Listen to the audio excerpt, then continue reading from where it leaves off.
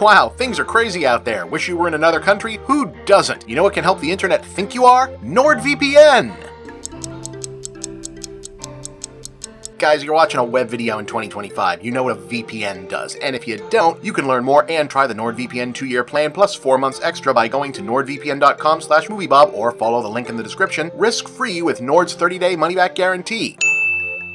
VPNs help you, your PC, your workstation, your tablet, your whatever. I'm an old guy, we just called it the computer. Be in more than one place at one time, even if you're not. Are you trying to look up the classic or hard-to-find movies, TV series, or games I talk about on my channel, but find they're only available to view or stream in certain regions? It happens to me all the time, and NordVPN can help with that. In an age where more and more content is getting restricted, siloed, or censored, NordVPN is all about making the internet more free and letting you see and share more information. The way the web ought to be. Like I said, check it out for yourself and see what you might have been missing. Click the link in the description or go to nordvpn.com/moviebob to get the NordVPN 2-year plan plus 4 months extra risk-free with Nord's 30-day money-back guarantee. And now, on to the show.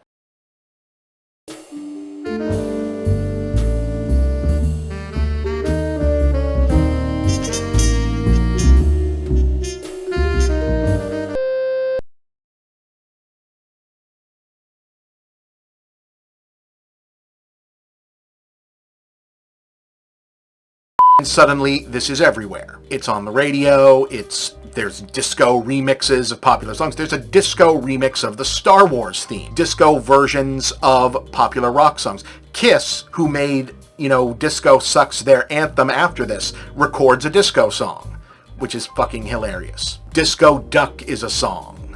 There's disco cartoons.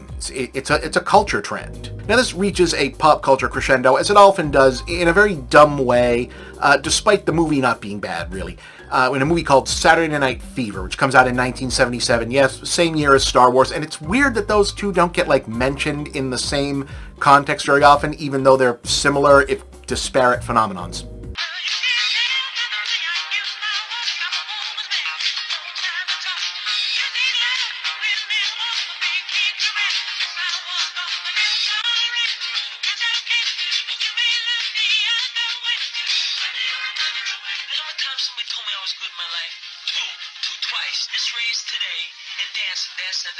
So Saturday Night Fever, which I imagine at this point most people really only know as a couple of scenes that are not even the whole movie of John Travolta dancing to pretty good music and John Travolta strutting down the street to the iconic song. I don't know when is the last time that even people who think of this as a good movie have watched the whole movie, and most of you probably know of the movie but haven't watched it. If you're younger than even 35, have you watched all of Saturday Night Fever? You probably should. It's a decent movie. It's iconic.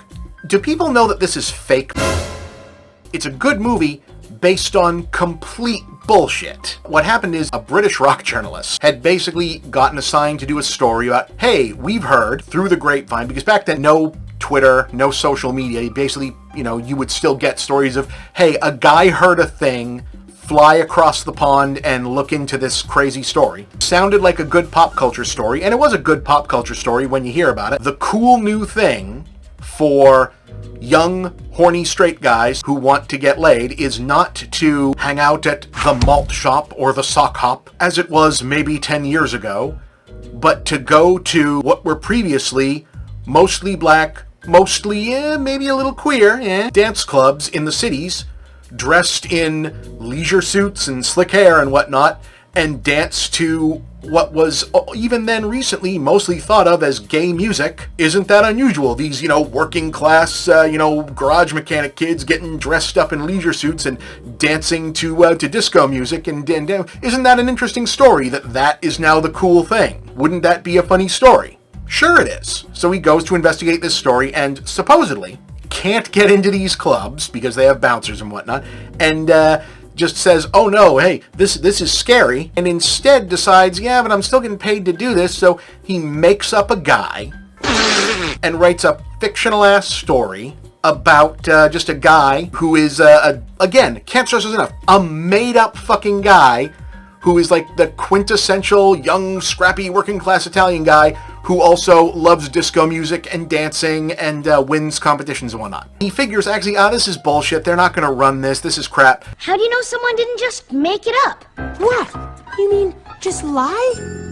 You really think someone would do that? They run it. It becomes popular. He gets the screenplay rights, and this becomes a huge hit as the movie Saturday Night Fever, which of course is a hit because it's a pretty good movie. John Travolta's a big star, he can dance good, and the music is great, so huge hit. And we don't find out that he made all of this shit up until 20 years later. But in real time, back when it first comes out, huge hit, disco fever literally takes over the world for a couple years, takes over at least US popular culture for a couple years, and right around this same time, mainstream culture kind of decides that it's had enough of the disco thing. I don't want to play with you anymore. Regardless of what else you think of it, this whole moment stops having a moment. Rock radio kind of decides, no, we're sick of running disco music. A lot of our audience changes the channel when they hear a rhythmic beat and synthetic strings in the background. We don't like running the covers of songs with disco tracks in them.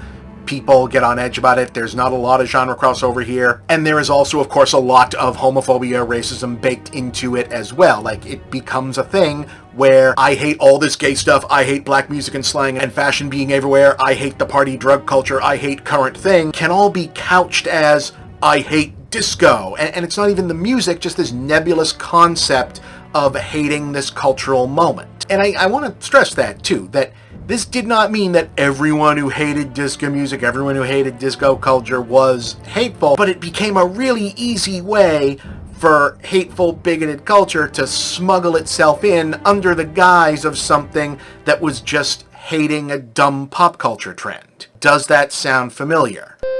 Princess Peach! Yeah. Give it her pants! Yeah. Captain Marvel, Ghostbusters 2016, and She-Hulk. An assault on not just Ken, but all men. But we have to keep pushing, is the idea that women are victims in the United States. They're part of the victim coalition here in the United States, and you have to hear it from She-Hulk. Disco sucks! You don't like the village people? They're not gonna shove it down our throats! We rock and rollers will resist, and we will triumph! It's not going to be woke. There's no more woke in this country. Up yours, woke moralists. We'll see who cancels who.